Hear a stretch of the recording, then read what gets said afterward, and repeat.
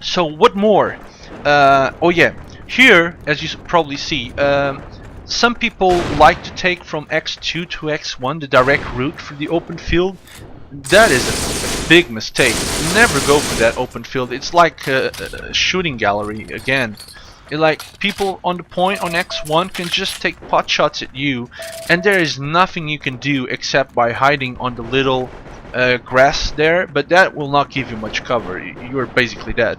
So here I'm trying to approach the X1, and I see, in this case, I hear the tank. And you know, when I see a tank, I cannot stop myself. And I managed to kill one. The driver's still inside, but he's trying to look for me in the wrong position. And when you look for Piri in the wrong position, you end up dead. And kaboom. And back on the mission again, X1, trying to approach it from the top, and I'm getting shot from there. So I don't see who's shooting me because of the weather. So I'm really pinned here, and then I start seeing people shooting me from other directions, and I'm trying to figure out where they're coming from. And this is a very bad position because as soon as I stop, they know where I am. I actually do not know where they are, and the result normally is dying. So that's why I said in the previous tutorial, you gotta play careful, but you gotta stay mobile. You gotta move a lot. Okay, so what more? What more things? There's one thing that I'm gonna try and tell you as well, but that's a bit further ahead in this tutorial. But here, as you see, I'm gonna flank, but on a different position. Instead of going for the hill, I'm gonna go for the left side of the map. And this is an approach that I also like to do on X1. Is just take the little forest on the left. It gives you a lot of cover, especially with fog. And you come in through the other side where the little barn is not open to you. So you don't, they don't have such a big range, so they can spot you, so to speak. And there's another tank. And can I do it? Well, I think I can. I don't remember the video, but pretty sure. Yeah. Another one down. And 2 guys. That's a plus. And here I try to get close, but there's a lot of opposition here.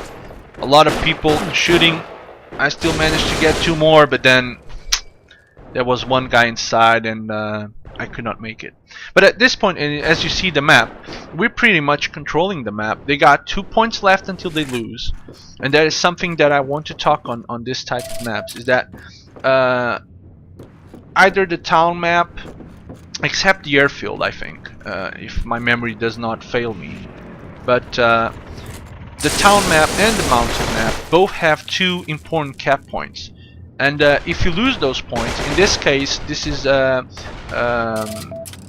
oil station or the refueling station, and then is one inside the town.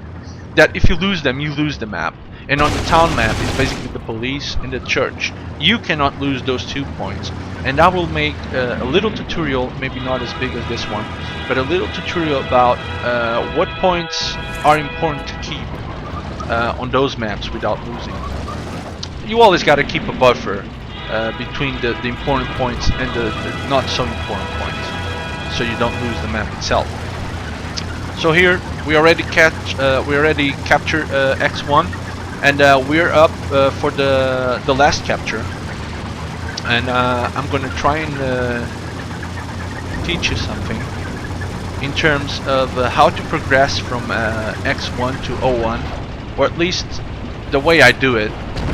Here he stops, and he did really good. He let me out of the tank, you saw, because he saw that there was some opposition ahead, and he lets the infantry go ahead, and he stays behind, giving some type of cover. But as we got X1 already, I'm going to try and, as always, stay on the attack and go for O1. And here, there's something ahead that's really important that I'm gonna try and say to everyone, not only the Axis players. I'm also trying to help the Americans, because if the Americans play harder, we'll have better games. And it's not always like, I'm not saying that they lose a lot or we lose a lot. That doesn't matter. That's not even the question. The question is, if everyone plays better, the games will be more enjoyable for everyone. And that is my ultimate goal, is make or try to make people better players at this game, or at least the things that I can help. Okay, so here I try to approach, not much of a flanking, but still good. And then I see someone shooting what? A bazooka. For Christ's sake, I'm not a tank. I'm not a vehicle. I'm on a bloody bike. That's it's good, but it's not that good, you know. Put this in your mind. This is not COD. Why use a bazooka? I don't want anyone using bazookas except for destroying vehicles, except destroying tanks, half tracks. The cars you can use bazookas, even the AA weapons you can use them on. But not infantry, for Christ's sake. I've played this game so much time. If I died like once from a bazooka shot, it's saying a lot. You know, do not use the bazooka, for Christ's sake. That's just bad. Here I managed to escape with my life. I don't know how I did it. And then I managed to kill him. That was a big mistake from my part, entering a room that I did not know if it was occupied or not, and reloading my gun. You should not do that. When you're entering a room, you should have your gun reloaded. And there I died because I didn't have much life. One shot was enough, but he deserved the kill. But do not enter the room while reloading your gun. That's a mistake. And you gotta keep your options open in terms of attacking the enemy. And here I try the pistol signal, but he thought it was being shot at and did not give me a ride. That can happen sometimes. You gotta keep your options open in terms of attack. If by example, I'm not saying that everyone should flank, you know. Of course someone gotta go on a direct approach, but I don't want to see like 90% of my team going on a direct approach and only 10% flanking. That is not good. If you gotta do something, then keep a couple of men defending at a point. Do not even take the direct approach, and then like I would say 20% defending a point, 25, and let the 75 remaining attack by flanking. And here, as you can see, there's a lot of people coming into the point, and this is basically the end of the game. At this point, with so many people inside this point covering all the entrances, it's even a bit too crowded for my opinion in here. But there's nothing the American side can do, and this is the end of the game. So let's recap as we always do.